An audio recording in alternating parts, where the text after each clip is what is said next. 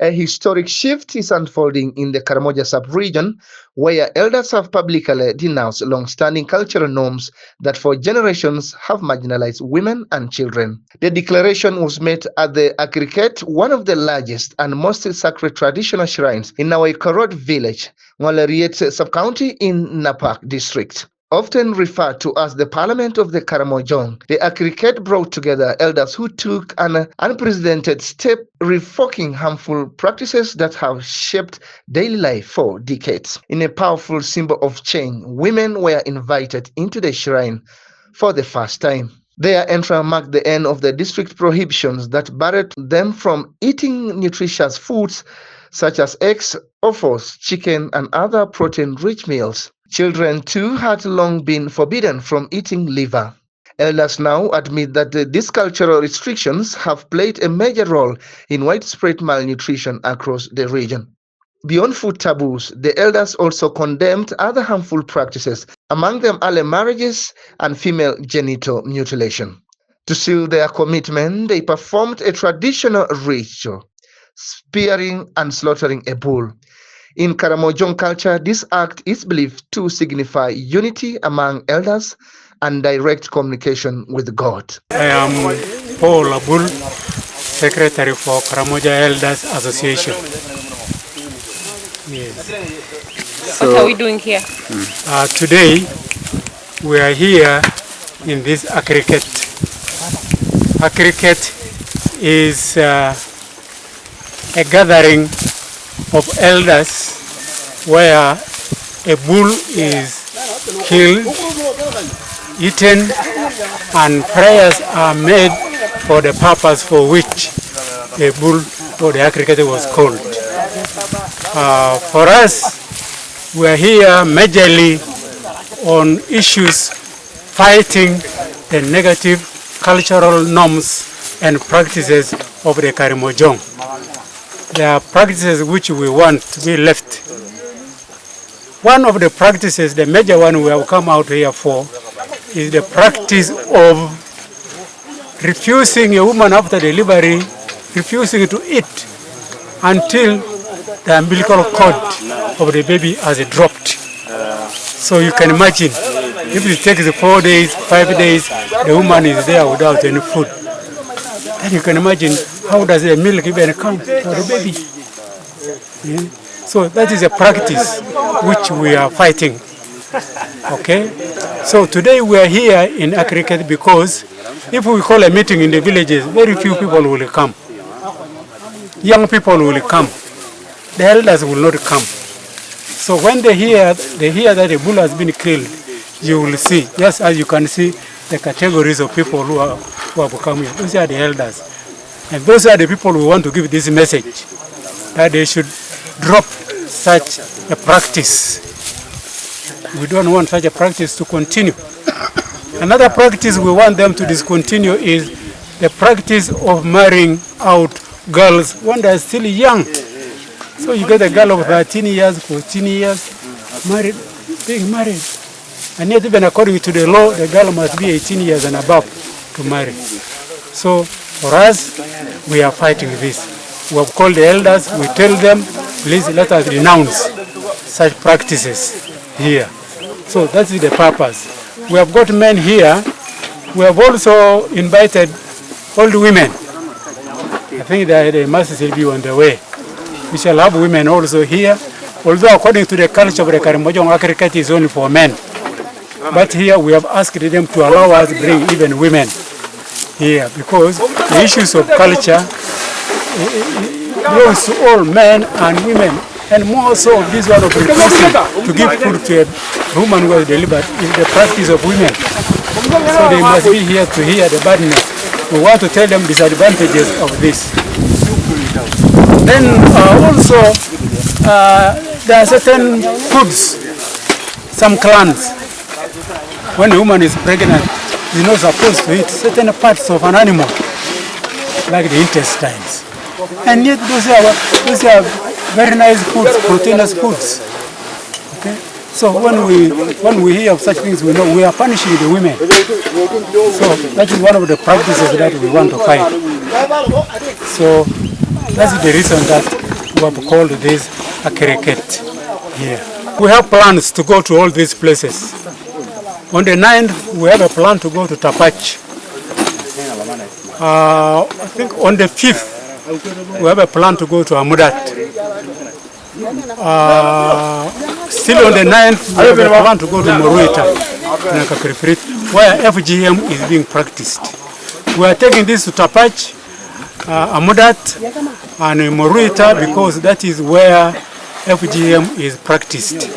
So we are fighting FGM. It is a bad practice, a bad culture, which must be left out. What we are seeing here in the sub-county is actually marrying young girls to elders. Girls as young as 13 years, get them carrying children. It's a bad practice. Then the other practice is the one we have just talked of, keeping young boys to herd cows. I'm a product of that. I ran away from the kraals and went to school. That's why I am like this. Otherwise, it's a bad practice. That's why Karamoja is still backward. But otherwise, those families which have known the value of education are now taking their children to school.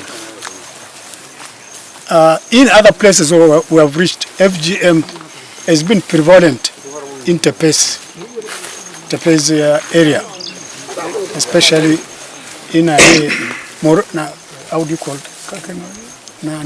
Katikekile sub-county. It was so prevalent. I remember when I was still in the police, we used to take community policing program deep there, and we could go with these people of dealing with children. We could go with them there. We taught them. But when those who are the perpetrators, were being arrested, then the practice came down. They shifted now to Kenya, to a place called Nautu. That's where they have been practicing. I don't know of these days, but I think it has ebbed down from Tepes, but has shifted again to Morita and other areas. But otherwise, the bad practice generally in Karamoja are denial of certain foods to women and children. Education for a woman who has delivered is not supposed to eat any food at all until the umbilical cord drops. Women, while pregnant, are denied to eat intestines, liver, for instance. Yet a liver is very nutritious. It's a nutritious food. That one eludes us completely. Because when you ask the elders, they don't tell you clearly. They don't bring it up clearly. They say we got it like that. Yeah, they got it like that. Like this bull when it was killed, there's this part, very juicy part and fatty. It is the first part to be cut. It is eaten by those elders buying under their tree. For testing. For testing first. It is called Ela Machari. And none of us has tested until and unless you are initiated and you have become now, you have reached that hierarchy of elders. Even here, there are certain parts other people are not supported. Where an animal has been killed, it attracts almost every category of persons in the Akiriket, like this area. It is the cheapest way of mobilization. It is also it is a holy practice. At the time of killing the bull, we are communing with the deity, with God. God tends to believe. They also believe the smoke from the fire goes to heaven, and God will have tested the sacrifice. Because here, what they talk must be holy. It must be something which should actually bind society. This milestone is closely linked to the Cascade Project, a 5-year initiative launched in 2022 to strengthen policy action for healthy diets and resilience. The project is implemented by a consortium led by Care International Uganda through Caritas Moroto Diocese, GAIN, the Food Rights Alliance, Africa Innovation Institute, and Kyambogo University's Department of Food Science and Dietetics, with support from Dutch Ministry of Foreign Affairs. Working closely with elders and communities, Cascade aims to improve food security and combat malnutrition across Karamoja. I work at Caritas. We are managing a Cascade project with support from Care. Care is our donor. What we are doing here, this is an Akiriket an elder sitting. Elders come from all categories. Those ones who are done with initiation, those ones who have not yet finished initiation. So what the activity which is going to take place here is Akiriket. Akiriket is in English, how can I bring it? It's like throwing away the bad cultural practices. Actually, we are going to do this through communication. We're going to talk to them. If they agree with us, they will do the Akiriket. They will talk to themselves, and then they decide that these cultural practices, the negative cultural practices, these are things like refusing girls children to eat from eating certain foods, the women, the mothers. They also talked of FGM. All these are poor cultural practices, which we are going to talk from here. And also the other thing is, we're also going to integrate wash and other practices which are done in the villages, but in an opposite manner. So that is what it's going to take place here. Cascade as a project, it has come to implement this activity in order to rescue women and children that have been affected by malnutrition in our communities. Because you know very well, it is these norms, some of these negative norms that are contributing to this malnutrition of women and children. So Cascade has come to transform, to look ways of transforming these norms into positive aspect of life.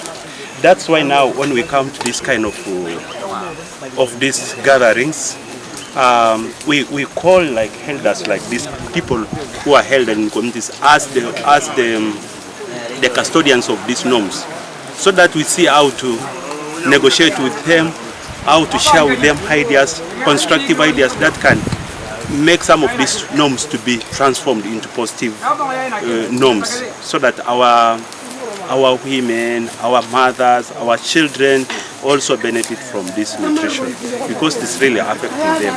And of course in Cascade, it's really majorly focusing on improving food security. It's all about food security, and when we talk about food security, it's all about accessibility and availability of food. Now, if food is available at home, that means people are supposed to eat, and if people are able to access food, that means people are supposed to eat. But now some of these cultural norms, they really contradict this. Much as the food can be available at a certain time, people are not allowed, certain category of people are not allowed to eat this kind of food. Like for example, give an example of ovals. So pregnant women are not supposed to eat. That can it can lead them to get a miscarriage.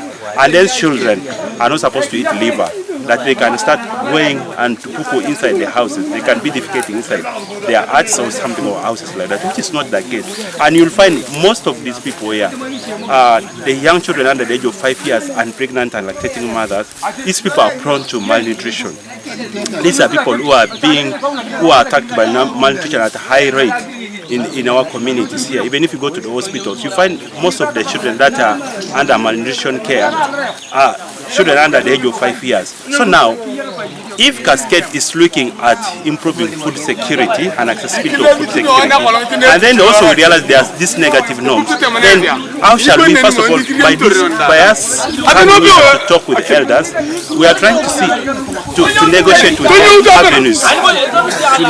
them avenues in which some of these negative norms can be transformed into positive norms, such that now when people go home, they are able to access all these foods that we are trying to make sure it's in a place. Like we also teach people to make sure they eat different diets, different foods, like grains, which they can access at home, and then now, even like for example, you find when a woman is giving birth, if a woman is giving birth, they will slaughter a ram, for example, and then in that process, that woman is not supposed to eat that meat of that ram, and yet they slaughter this in order to help this woman. So what really make these people understand that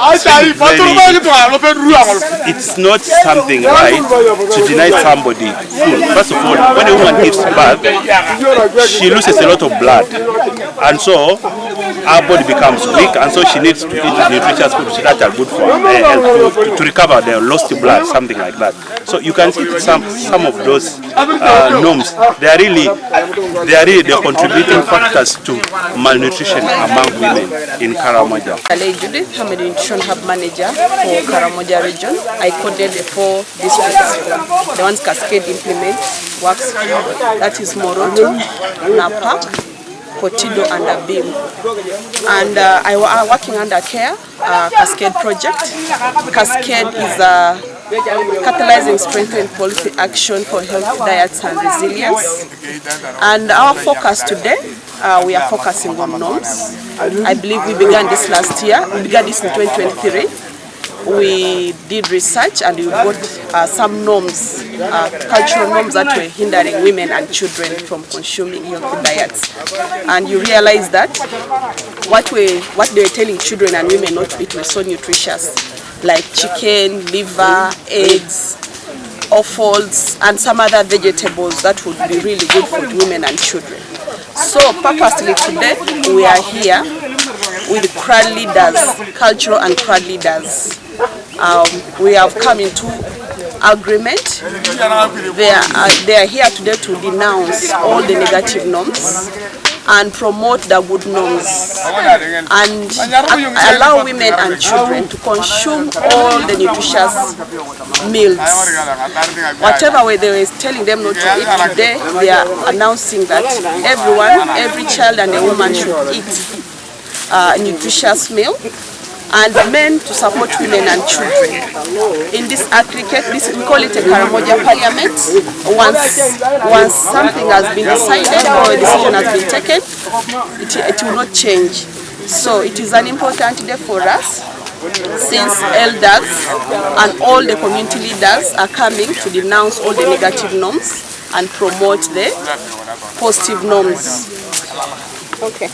Story compiled by Godfrey Eyoku, Uganda Radio Network, Karamoja.